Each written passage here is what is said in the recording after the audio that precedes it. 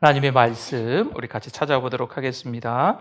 사도행전 20장 24절 한 절 말씀입니다. 은혜 받으실 하나님의 말씀 사도행전 20장 24절 다 같이 우리 한 목소리 한번 읽어보겠습니다. 내가 달려갈 길과 주 예수께 받은 사명 곧 하나님의 은혜의 복음을 증언하는 일을 마치려 하매는 나의 생명조차 조금도 귀한 것으로 여기지 아니하노라. 아멘. 네, 우리 잘 나오셨습니다. 우리 옆에 분들 보시고 우리 다니러 오신 가족분들도 좀 계신 것 같아요. 우리 성도님들도 다니러 가셨겠지만 우리 옆에 분들 한번 보시고 반갑게 우리 잘 오셨다고 인사 한번 하겠습니다. 잘 오셨습니다. 은혜 많이 받으세요.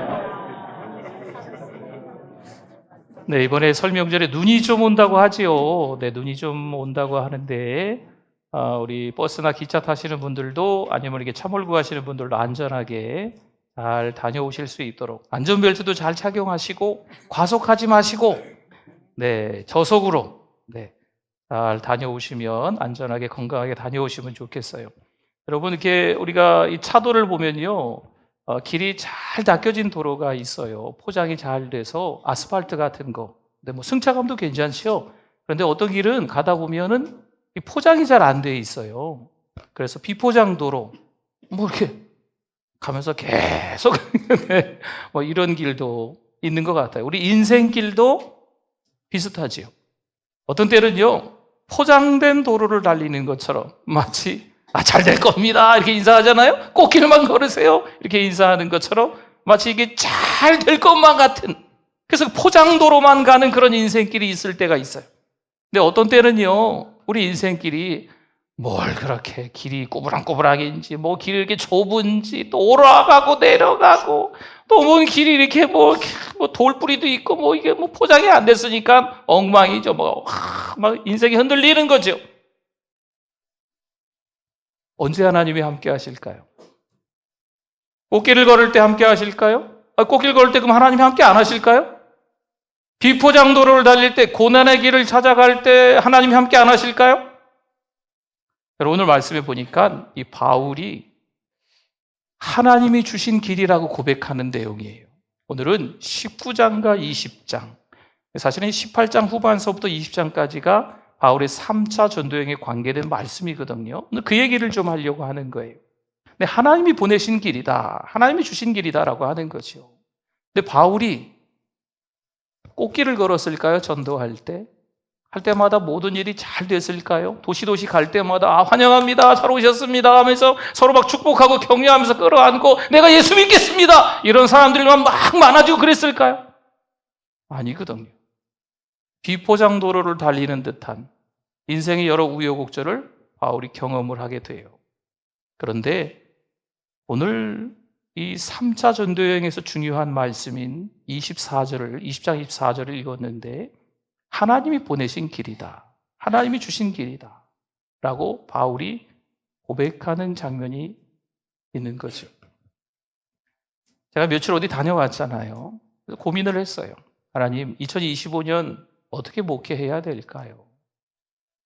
저는요 성경책도 들고 다니지만 꼭 교회에서 사준 노트북 들고 다니거든요. 어딜 가나? 예전에 그 선교지 태국에 우리 아이들하고 갔다 오다가 우리 교회 다음 세대랑 갔다 오다가 그때도 이제 교회에서 사주신 노트북 딱 들고 가서 또 뭐 이렇게 같이 선교지 다니면서 또 저녁에 새벽에는 또 이렇게 말씀 준비도 하고 뭐 이러냐고 이제 필요하거든요. 돌아올 때 공항 검색대에다가 잘 모셔다 놓고 몸만 왔어요. 여러분 모르셨죠? 그래서 이제 교회에서 새로 또 하나 사주셨는데 이 정신머리가 없어가지고 그러니까 올해 2025년에도 하나님 목회 어떻게 할까요? 내가 잘해야 될 텐데. 근데 하나님이 그런 마음을 주세요. 네가 하는 거 아니야. 저는 제가 좀 잘해보려고 어떤 성도님들에게 전화를 할까, 뭐 문자를 보낼까, 어떻게 신방을 할까, 이런저런 일이 있을 때 좀 어떻게 좀 위로의 말씀을 어떻게 좀 잘 할까, 막 이렇게 고민 염려 막 하고 그러는데 내가 하는 게 아니잖아요. 여러분 아시죠? 저도 알고 있더라고요. 그걸 알면서도 제가 뭔가 하려고 막 아둥바둥하는 모습이 있더라고요. 이번에 며칠을 보내면서 새삼 또 깨닫는 거예요. 네가 하는 게 아니야. 내가 하는 거야. 제가 하려고 하면 상처받는 성도들 계시거든요. 서운한 성도들 계시거든요. 목사가 잘났습니까? 잘난 거 하나도 없거든요. 이래저래 속상하고 그런 일들이 있는 거예요. 그럼에도 불구하고 누가 하신다? 하나님이 하시는 거죠. 하나님이 만져주시는 거예요. 하나님이 위로하시는 거예요. 목사가 몇 마디 해가지고 위로가 되는 게 아니더라고요. 제가 이 앞에서 뭐라 해가지고 성도님들이 위로받으시겠어요? 아니더라고요. 이제 저희 아버지도 개척교회로 이렇게 섬기시다가 은퇴를 하셨지만 우리 선후배 목사님들, 친구 목사님들 가운데 개척하는 목사님들이 좀 있어요. 연락이 옵니다. 너무 기쁘다고. 뭐가 기쁘냐고. 새 가족이 한 명 왔다고. 너무 기뻐하고 몇 주 안 지났어요. 다시 연락이 왔어요. 그 새 가족이 딴 교회 가버렸다고. 너무 낙심하는 거죠. 여러분, 그분이나 저나 마찬가지거든요. 여러분, 목회를 할 때 성도님들 얼굴 표정 하나가 목사를 우리 요즘 성도님들 참 행복해 하시네. 또 어떤 때는 이렇게 나가시면서 인사하시고 또 예배 드릴 때 이렇게 제가 이게 아이 컨택을 하잖아요. 그분은 막 이렇게 얼굴이 뭔 일이 있으셨어. 나 뭔 일이 있어 라고 써 있는 분이 계세요. 그리고 설교하다가도 이렇게 그쪽만 자꾸 보게 뭔 일이 있으실까. 새벽기도 평상기도 안 나오시다가 왜 나오셨을까? 왜 지난주 안 나오시다가 이번 주 오셨을까? 사랑하는 성도 여러분, 목회는 제가 하는 게 아니고 하나님이 하시는 줄 믿습니다. 또 깨닫는 거죠. 아둥바둥하는 저의 부족한 모습들이 자꾸 드러나는 거예요. 여러분, 우리가 사도 바울의 오늘 이 고백을 좀 깨달았으면 좋겠어요. 어떤 한 성도가 등산을 하게 됐어요. 근데 등산을 하다 보니까 두 갈래길이 나온 거예요. 한 길은요, 너무 이쁜 길, 포장이 잘 된 길. 한 길은 시작서부터 돌뿌리가 있어서 걷기가 조금 불편한 길인 거예요. 어떤 길로 가시겠어요, 여러분? 누가 그러더라고요. 아이고, 어차피 내려올 걸 뭘 올라가냐고. 그래도 등산 좋아하시는 분들은 등산하시잖아요. 네. 좋은 길로 당연히 가지 않으시겠어요? 가다가 보니까 길이 없는 거예요. 길이 막힌 거예요. 산이 다 그렇다는 건 아닌데 그 한 성도가 산을 올라갈 때 그런 일이 있었어요. 그럼 어떻게 다시 내려와서 그 두 갈래 길에서 좀 불편한 길로, 포장되지 않은 그 길로 올라가는 거죠. 힘들게 올라가는데 어쨌든 정상에 도착합니다. 멋진 풍경과 깨끗한 공기를 그 정상에서 누릴 수 있는 거죠. 그러면서 이 성도가 깨달았대요. 그렇구나. 우리의 인생길도 쉽고 편안한 길만이 좋은 길이 아니고 고난의 길이 있을 수 있는데 그 길을 하나님이 보내시는 이유가 있구나 라는 것을 깨달았답니다. 우리 친구 목사님들이 저에게 그러세요. 목사님 얼마나 목회하는데 어려웠어요. 이제 앞으로 잘 될 줄 믿습니다. 여러분 아멘 안 하시잖아요. 그렇죠? 앞으로 꽃길만 걷게 될 줄 믿습니다. 우리 성도님들은 수준이 높아서 이런데 아멘 안 하거든. 네. 그렇잖아요. 지금까지 어렵고 힘든 고난의 일을 겪었다고 앞으로는 꽃길만 있습니까? 아니잖아요. 여러분 그거 아시고 아멘 안 하신 거죠? 네. 앞으로 목사님 잘 될 겁니다. 우리 친구 목사님들이 얘기해 줬다고 제가 얘기하는데 지금 앞으로 힘들고 어려운 일이 있을 걸 알고 아멘 안 하신 거잖아요. 그렇죠? 여러분 목회나 우리 인생길이나 지금까지 힘들고 어려운 시간을 겪었기 때문에 앞으로는 잘 될 거예요. 앞으로는 꽃길만 걸을 거예요. 네. 근데 사실은 그렇지 않거든요. 하나님이 고난 속에서도 꽃피게 하시는 이유가 있다 없다?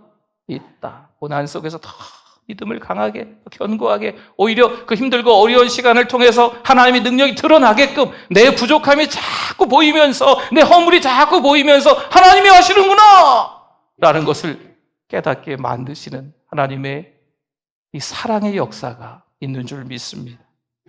오늘은 하나님이 주신 길을 따라가는 세 가지 모습을 볼 거예요. 첫 번째는요, 한번 같이 읽어볼까요? 하나님이 주신 길은 뭐로요? 사명으로 시작되는 줄 믿습니다. 바울은 본문에서 주 예수께 받은 사명이라고 표현을 합니다. 주 예수께 받은 사명. 그 길을 갈 때 내가 가는 게 아닌 거죠. 내 힘으로, 내 재능으로 내가 밤새서 어떻게 하다 보니까 목회가 잘 될 거야. 이게 아니더라니까요. 제가 이번 며칠을 보내면서 늦은 밤에 또 새벽에 고민하고 염려했던 시간들이 하나님이 기뻐하지 않는 시간이구나라는 걸 깨달아요. 내 힘으로 내 능력으로 하는 게 아니구나. 오늘 사도 바울도 누구에게 받은 사명이라고 이야기하고 있어요? 주 예수께 받은 사명. 주님이 그 길을 이끌어 가시는 줄 믿습니다. 사명이란요, 단순히 내가 하고 싶은 일을 찾는 것이 아니라 하나님께서 나를 통해 이루고자 하시는 분명한 목적을 발견하는 것입니다. 바울의 사명은 복음을 전하는 거지요. 그 시작은 사도행전 9장 다메섹 도상에서 예수를 만난 사건부터 시작됩니다. 9장 6절을 한번 보면 너는 일어나, 주님이 말씀하시는 거예요.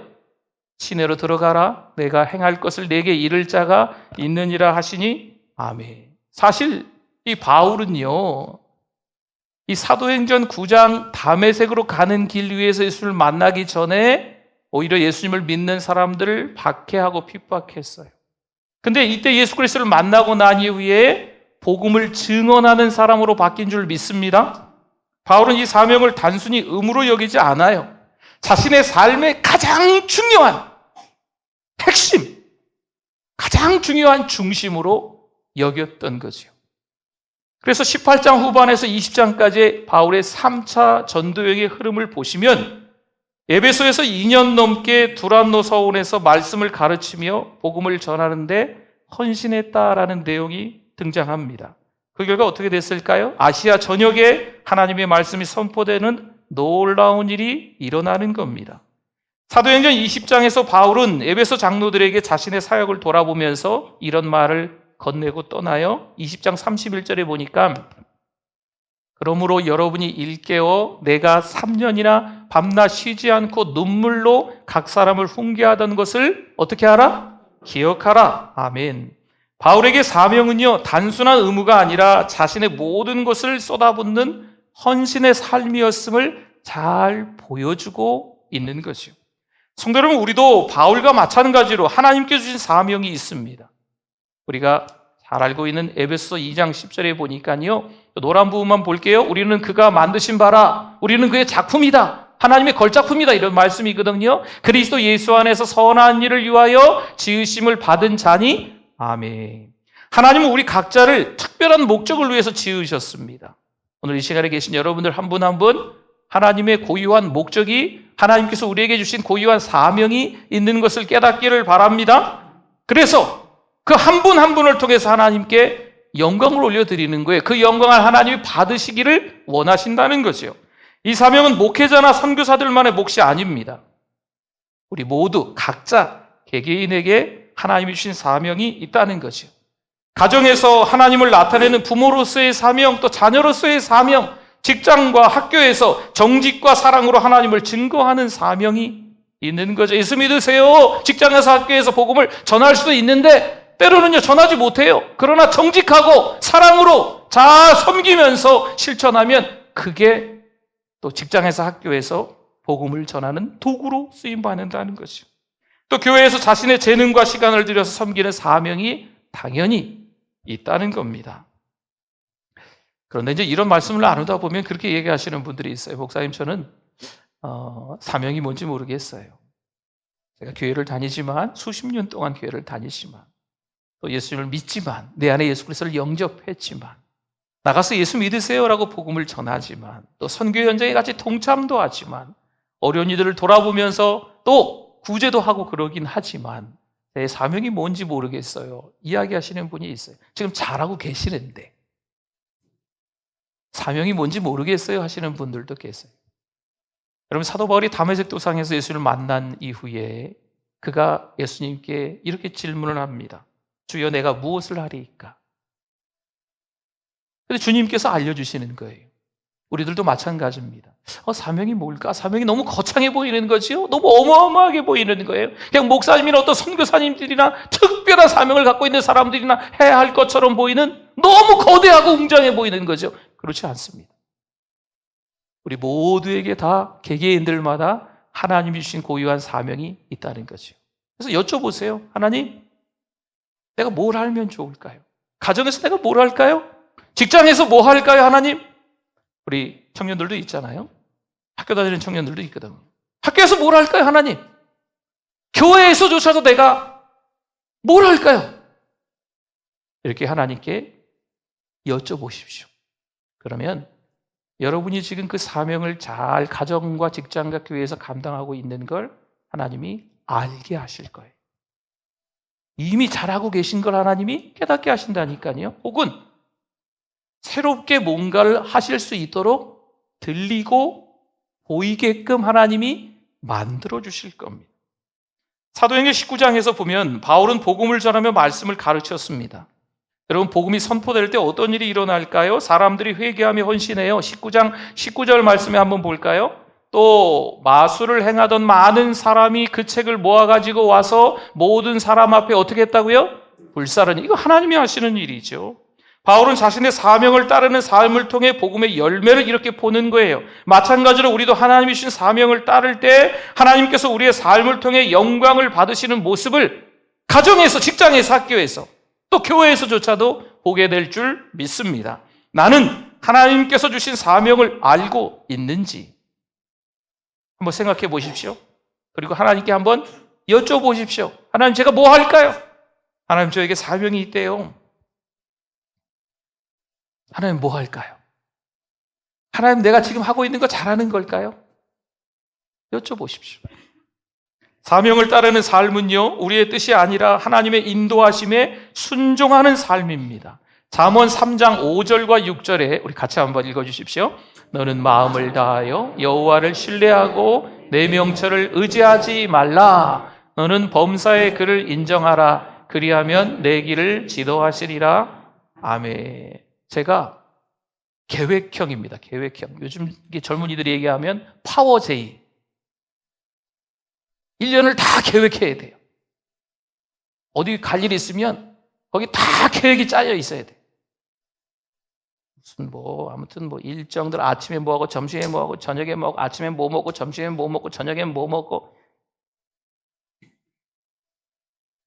같이 가는 사람들이 얼마나 힘들까요? 계획대로 또 움직여야 돼요. 계획대로 안 움직이면 미치겠어요. 그런데 목회를 하면서 이것도 좀 내려놔야 될 부분이구나 라는 것을 깨달아요. 봄에는 뭐하고 여름에는 뭐하고 가을에는 뭐하고 겨울에는 뭐하고 교회에 일정들이 있어요. 내려놓는 거예요. 하나님께 맡기는 거죠. 제가 뭔가를 막 하려고 하면 저만 힘들어. 근데 내려놓으면 하나님이 하시더라고요. 하나님이 해야 되는데 제가 앞선 주자가 돼서 하려고 하는 거예요. 그러면 하나님이 하실까요? 하나님 내버려 두시더라고요. 하나님, 제가 못하겠어요. 제가 부족해요. 어떤 날은요, 설교도요, 아주 잘 준비해서, 이 설교는 가지고 나가기만 하면 홈런이겠는데? 네. 그냥 성도님들 모두가 은혜 받으시겠어? 설교하는 저도 힘들고, 설교를 듣는 여러분들에도 너무 죄송해요. 지금 내가 무슨 소리 하고 있나? 근데 어떤 날은요, 하나님의 은혜만 바라고 강단에 올라갑니다. 종이 쪼가리 몇자 적기는 했는데, 이거 성도님들 은혜가 되겠어. 근데 그날 말씀을 전하는 저도 너무 큰 은혜가 되는 거예요. 그 성도님들도 은혜 받으시는 게 보여요. 목사만 아는 게 아니고 여러분들도 느끼시거든요. 네. 그런 은혜가 있어요. 누가 하신다? 하나님이 하신다. 기승전결, 서론, 본론, 결론, 잘 짜여가지고 목소리도 좋게 고저 장단 잘 해가지고 설교를 못 들어지게 하는 게, 이게 작품을 하나 만들어서 하는 게 중요한 게 아니에요. 누구를 의지해야 된다? 하나님을 의지해야 된다. 하나님, 좀 부족합니다. 허물이 많습니다. 이 강단에 설 자격도 없는데, 그렇게 한 주 동안 살지도 못했는데 또 하나님께서 힘주셔서 강단에 서게 하시는군요. 이런 연약함을 계속 하나님 앞에 들춰내놓고 기도하며 올라와야 돼요. 그러니까 부족함이나 연약함이 오히려 하나님의 능력을 나타내는 도구가 됩니다. 저만 그럴까요? 우리도 마찬가지. 우리 인생길에서 내 마음대로 안 되는 게 많더라고요. 아니, 그게 당연한 거예요. 내 마음대로 안 되는 게 당연한 거예요. 내가 부족하니까, 내 실력이 없으니까, 나보다 더 잘하는 사람이 있으니까 당연한 거죠. 그러나 그 부족함과 연약함, 실수투성인 우리를 통해서 누가 역사하신다? 하나님의 능력이, 하나님의 그 사랑이 드러나게 되는 줄 믿습니다. 하나님이 주신 길을 따라가는 또 한 가지의 모습을 한번 보았으면 좋겠어요. 두 번째를 보면, 하나님이 주신 길은 뭐로요? 헌신으로 걸어가야 합니다. 하나님이 우리에게 사명을 주셨고요, 이제는 그 사명을 가지고 어떤 길을 가야 된다고요? 헌신의 길을 가야 되는 거예요. 본문에서 바울은 자신이 받은 사명을 완수하기 위해 자신의 생명조차 조금도 귀한 것을 여기지 않았다, 이렇게 고백을 합니다. 그에게 헌신이란 단순히 열심히 일하거나 무언가를 포기하고 이런 게 아니에요. 헌신은 자신의 편안함과 욕심을 내려놓고 하나님께서 맡기신 사명을 위해 살아가는 결단, 이게 헌신인 겁니다. 사도행전 19장 10절을 한번 볼까요? 2해 동안 이같이 하니 아시아에 사는 자는 유대인이나 헬라인이나 다 주의 말씀을 듣더라. 아멘. 바울의 헌신은요, 단지 말로만 이루어진 것이 아니에요. 병든 자를 치유하고 귀신을 쫓아내며 하나님의 능력을 나타내는 삶입니다. 그가 대단했기 때문에? 아니에요. 하나님이 그를 사용하셨기 때문인 거죠. 그의 헌신은 복음 전파를 위해 자신의 모든 것을 바치는 사랑의 실천이기도 했습니다. 성도 여러분, 오늘날에도 바울과 같은 헌신이 필요합니다. 하나님이 주신 그 길을 걷기 위해서 우리는 우리의 시간과 재능과 물질을 하나님의 뜻에 맞게 사용해야, 하나님의 뜻에 맞게 드려야 됩니다. 골로새서 3장 23절 24절을 같이 한번 읽어주십시오. 무슨 일을 하든지 마음을 다하여 주께 하듯 하고 사람에게 하듯 하지 말라. 이는 기업의 상을 주께 받을 줄 아나니 너희는 주 그리스도를 섬기느니라. 아멘. 우리의 헌신이 사람을 위한 것이 아니라 하나님께 드리는 것입니다. 바울은 에베소에서 자신의 시간을 아낌없이 드려요. 그래요, 우리도 복음을 위해 우선순위를 좀 조정할 필요가 있어요. 여러분, 한 해 동안 2024년 보내셨는데 제일 처음에 할 일, 그 다음에 할 일, 그 다음에 할 일, 이걸 우선순위라고 하거든요. 가장 중요하게 생각하는 일이 있어요. 그런데 가장 중요하게 생각하는 일, 그 다음 차선책인 거, 이런 것들을 2025년이 시작되면서 재조정할 필요가 있다는 거죠. 정말 하나님이 기뻐하시는 게 가장 먼저 해야 될 일, 그게 맞을까? 두 번째 거랑 바뀌었을 수도 있어요. 아니면 10번째 거랑 첫 번째 거가 바뀌었을 수도 있어요. 하나님이 기뻐하시는 거 첫 번째, 이거 우리가 정해놓은 게 아니고 10번째 저 끄트머리에 있는, 제일 마지막에 있는, 밑에 있는, 보이지도 않는 저 구석에 처박혀 있는 저게 오히려 뒤집혀서 하나님께서는 가장 먼저 그걸 하기를 원하실 수도 있는 거예요. 2025년에는 좀 우선순위를 재조정할 필요가 있습니다. 마틴 로이 존스는 뛰어난 의사였습니다. 그는 의학계에서 성공적인 경력을 쌓았습니다. 하지만 하나님의 부르심에 있어서 모든 것을 다 내려놓습니다. 여러분, 마틴 로이드 존스 목사님이라고 아마 들어보셨을 것 같아요. 그는 안정된 삶 대신에 복음을 전하는 목회자의 길을 선택합니다. 그가 이렇게 이야기해요. 헌신은 단순히 무언가를 포기하는 것이 아니라 하나님의 영광을 위해 사는 삶이다. 내가 아둥바둥하면서 다른 사람과 함께 더불어 견주어 경쟁하면서 더 높이 올라가고자 하는 게 이게 헌신이 아니라는 거죠. 헌신은 무슨 일을 하든지 그 안에서 죽게 하듯 하고, 무슨 일을 하든지 그 안에서 누구에게 영광? 하나님께 영광이 되는 삶이 되는 게 헌신인 줄 믿습니다. 하나님이 주신 길을 걷기 위해 어떠십니까? 여러분은 무엇을 헌신하고 계십니까? 헌신은 우리의 모든 것을 하나님의 영광을 위해 드리는 것입니다. 바울은 뭘 드렸어요? 자신의 생명조차 귀한 것으로 여기지 않는다. 생명까지도 드리는 거죠. 오늘 우리도 하나님께 결단을 하며 나아가야 합니다. 하나님이 주신 길에서 헌신을 통해 하나님의 영광과 축복을 경험하게 되실 수 있기를 소망합니다. 마지막 한 가지 더 볼까요? 첫 번째는 하나님이 주신 길, 사명으로, 또 두 번째는 헌신으로 걸어가야 합니다. 세 번째, 같이 읽어봅니다. 하나님이 주신 길은 은혜로 완성됩니다. 우리에게 사명이 있고 또 우리가 헌신으로 가야 되는데 그 마무리는 뭐가 되냐면 은혜로 되는 거죠. 우리에게 고유한 사명이 있어서 그래, 내가 뭔가를 해야지. 여러분은 그러지 않았을 수도 있는데 저는 그랬어요. 목사가 정신 차려야지. 목사가 잘해야지. 틀린 말 같지 않잖아요? 내 힘으로, 내 능력으로, 내 재간으로 하는 것처럼 여겨지는 거죠. 여러분, 그게 사명이고 그게 헌신으로 끝나면 안 되는 거예요. 끝나는 건 뭘로 끝나야 돼요? 내가 하는 게 아니고 하나님이 하시는 거구나. 이게 은혜라고 하는 겁니다. 우리의 사명과 헌신은 은혜로 완성되는 줄 믿습니다. 고린도후서 12장 9절에서 이렇게 고백해요. 내 은혜가 내게 족하도다. 이는 내 능력이 약한 데서 온전하여짐이라. 아멘. 우리 노란 부분만 봤어요. 사도 바울이 완벽하기 때문에 하나님이 사용하셨을까요? 바울이 모자람이 없기 때문에 하나님이 사용하셨을까요? 누가 봐도 사도 바울은 목사님다워 이래서 하나님이 사용하셨을까요? 아닌 부분이 더 많다는 거죠. 그러나 그 약한 데서, 그 부족함이 있는 데서, 그 실수가 있는 데서, 그 허물이 있는 데서 오히려 하나님은 다듬으시는 거예요. 더 낮아지게 만드시는 거죠. 그래서 하나님의 능력이 드러나게. 하나님이 하셨구나. 하나님의 은혜구나.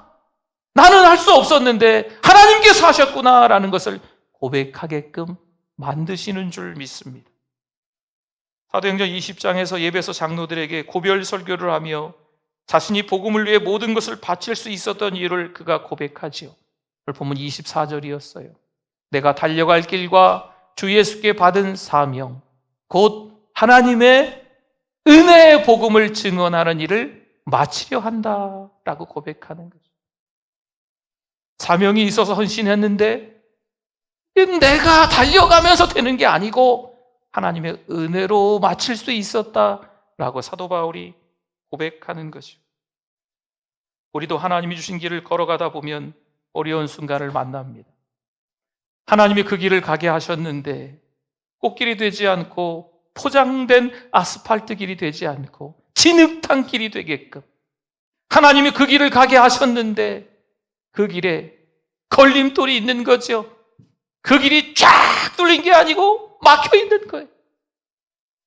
누가 보내셨는데? 하나님이 보내셨는데, 하나님이 주신 길인데 말이죠.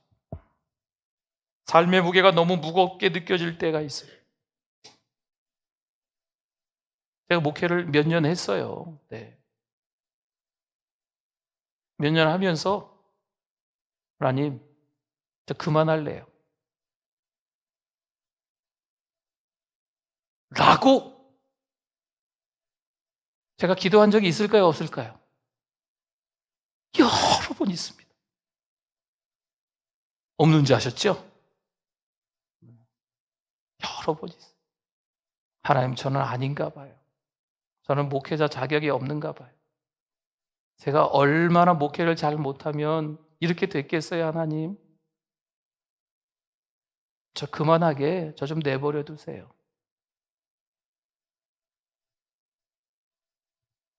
그럴 때마다 하나님께서 반전의 반전을 허락하시더라고요. 와, 하나님이 하셨구나 라는 것을 계속 고백하게끔. 여러분의 삶은 그렇지 않습니까? 참 쉽지 않은 인생의 여러 가지 우여곡절을 겪는데 그때마다 누구의 손길? 하나님의 손길을 경험하는 줄 믿습니다. 그러면 다시 일어나는 거예요. 기주고 어떻게 하면 좋아? 이렇게 의기소침했다가 하나님이 하셨구나라는 것을 고백하면, 그래, 내가 하는 것도 아닌데 그렇게 신학을 안 하겠다고 발버둥 치면서 딴 길로 가려고 그러는데 억지로 뒷목을 잡고 신학의 길을 가게 하셨으니까 하나님이 알아서 하세요. 저는 이제 신학교 들어갔을 때도 우리 이제 선후배 목사님, 선후배 전도사님들이죠. 여름에 알바하고 뭐하고 등록금을 대야 되니까. 저는 그때가 더 믿음이 좋았던 것 같아요. 선생님이 신학 가게 하셨으니까 알아서 하세요. 부모님 개척교회 하시는데 등록금 대줄 수도 없고, 지금처럼 나라에서 이게 나오는 것도 아니고, 도서관에서 공부하고, 네, 새벽 기도 가고, 좀 그랬어요. 제 손 보세요. 얼마나 이뻐요, 손이. 일을 한 번도 안 했다고 우리 권사님들이 보면 무슨 손이 자기보다 이쁘다고. 제가 어디 나가서 노가다를 한 적이 없거든요. 할 줄도 모르기도 하고, 네, 누가 써주긴 하겠어요? 근데 하나님 앞에 그렇게 하나님이 하게 하셨잖아요. 저는 할 줄 몰라요. 기도했더니 하나님이 다 알아서 해결하시더라고요. 사랑하는 성도 여러분, 하나님이 하시는 줄 믿습니다. 이사야 40장 29절에서 31절을 보니까요, 제가 우리 천천히 한번 읽어볼게요. 피곤한 자에게는 뭘 주시며? 능력을 주시며, 무능한 자에게는 힘을 더하시나니, 소년이라도 피곤하며 곤비하며 장정이라도 넘어지며 쓰러지되 오직 여호와를 어떻게 하는 자는 하나님만 바라보시기를 바랍니다. 그러면 뭘 얻는다고요? 새 힘을 얻으리니 독수리가 날개치며 올라감 같을 것이요 다른 박질하여도 곤비하지 아니하겠고 걸어가도 피곤하지 아니하리로다. 할렐루야. 우리는 이런 하나님을 믿는 줄 믿습니다. 이게 째째하고 이런 하나님 믿는 게 아니에요. 우리가 뭘 잘못했어, 하나님 이것 때문에 나 벼락 맞으면 어떡하지? 하나님이 그렇게 아무튼 주일 빠지면 안 되겠지만 주일에 한번 빠지고 그 다음 주에 교회를 못 나오시는 거예요. 지난주에 빠졌다고. 지난주에 신앙생활을 잘해야 되는데 이게 죄를 지었어요. 이 교회 와가지고 하나님 눈치 보냈어요. 하나님 그렇게 너무 이게 째째하게 보지 마세요. 일부러 죄 지으시라는 게 아니에요. 일부러 교회 출석하지 말으시라는 게 아니에요. 오해하시면 안 돼요. 하나님 앞에 회개하십시오. 하나님 잘못했어요. 이제는 그런 속된 삶을, 세상 속에 살아가는 삶을, 세상의 공동체처럼 아웅다웅하며 네가 잘하니 못했니 하면서 싸우는 그런 삶을 이젠 접어두고, 교회에서 내가 허물이 있지만, 내가 부족하지만 옆에 성도가 잘하네? 우리는 부족하지만 교회는 하나님이 이끌어 가시는 줄 믿습니다. 그런 고백들을 자꾸 하는 거죠. 그러면 우리의 삶을 책임지시는 분은 하나님이신 줄 믿습니다. 1월의 추천 도서는 레이리 크랩의 하나님을 신뢰한다는 것입니다.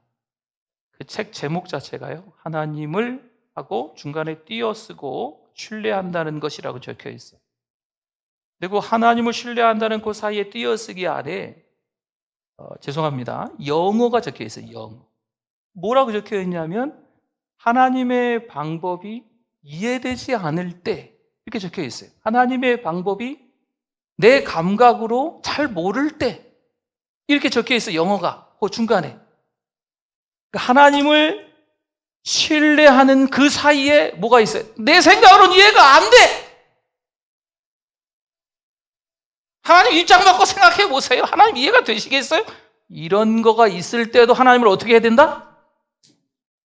여보세요? 책 제목이 뭐라고요? 하나님을 뭐 한다는 것?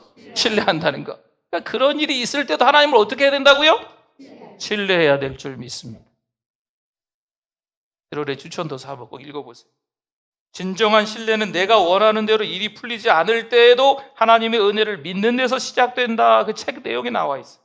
하나님의 은혜는 우리가 고난을 피할 수 있게 해주시는 것이 아니라 그 고난을 통해서 그분을 더 깊이 알 수 있게끔 해준다 라고 하는 거죠. 고난이 있어요? 하나님 이 고난 없애주세요. 내 자식에게 고난이 2025년에는 힘든 일이 없게 해주세요 라고 기도하지 마시고, 고난이 있지만 그 고난을 통해서 기도하는 사람이 되게, 그 고난을 통해서 주일 예배를 드리는 사람이 되게, 그 고난을 통해서 하나님을 더 깊이 있게 만나게. 우리 영아부가 이번에 시작되면서 제가 영아부 아이들 머리 위에 손 얹고 먼저 기도해 줬어요. 3명? 3명이 있어요, 갓난아기들. 뱃속에 하나 있고, 그래서 4명이죠. 4명. 머리에 손을 얹고 축복하면서 고난이 하나도 없게 해주세요. 자, 이렇게 기도했을까요? 그렇게 기도하고 싶지만 그렇게 안 되잖아요, 인생이라는 게. 고난이 찾아와도 믿음의 기도를 잊지 않도록 하나님을 신뢰하는 귀한 아들, 딸이 될 수 있도록 기도하는 거죠. 사랑하는 성도들을 위해서 기도할 때도 저는 마찬가지예요. 우리 성도님들 정말 이 솔직한 심정으로 하나님 2025년에는요 다 건강하시고 다 하는 일마다 잘 되셔서 돈도 많이 버시고 믿음도 좋아지시고, 이 솔직한 심정이 그런 것도 있지만 사실 인생이라는 게 다 이게 우리 형님들도 많고 누님들도 많고 아버님 연세, 어머니 연세도 우리 많으신데 다 뭐 사셔보셔서 아시잖아요. 그런 일들 가운데서 우리가 살 수밖에 없어요. 그러나 거기서 우리는 하나님을 더 깊이 있게 경험해야 될 줄 믿습니다. 마무리를 짓지요. 오늘은 사도행전 18장 후반에서 20장까지의 내용으로 바울의 3차 전도여행의 말씀, 그 가운데서 20장 24절의 말씀을 붙들고 한번 나누어 봤습니다. 그 길은 사명으로 시작된다는 거죠. 각자 고유한 사명이 있는 거예요. 또 하나는 그 길은 헌신으로 걸어가야 한다는 거죠. 자신의 편안함과 욕심을 내려놓고 하나님의 뜻을 따라 사는 것이 필요한 겁니다. 근데 그게 마무리가 되는 게 뭘로 마무리돼야 된다고요? 내 힘으로, 내 능력으로, 내 잘남으로 마무리되는 게 아니고 하나님의 은혜로 완성이 돼야 될 줄 믿습니다. 내 힘 아니에요. 내 능력 아니에요. 내 자랑거리 아닙니다. 편찮으시면 꼭 병원에 가세요. 제가 속상할 때 가끔 있어요. 많이 편찮으신 우리 성도님들이 계세요. 목사님, 저는 지금까지 병원을 거의 안 갔어요. 그러지 마세요. 요즘은 그런 거 이제 짝수년도 홀수년도 뭐 건강검진 받는 거 있잖아요. 가세요. 네, 우리 어른들이 잘 안 가시죠. 저희 부모님도 병원에 안 가세요, 잘. 건강검진 뭐 지금 평생 한 번, 두 번. 제가 부모님 이번에도 지금 만나러 가겠지만 제발 좀 병원 가서, 믿음이 너무 좋으신가? 네. 검진을 잘 받으세요. 네. 건강하시기를 바랍니다. 괜찮으실 수는 있지만 또 하나님이 좋은 의사, 좋은 병원 만나게 해주셔서 또 건강 주시잖아요. 그렇죠?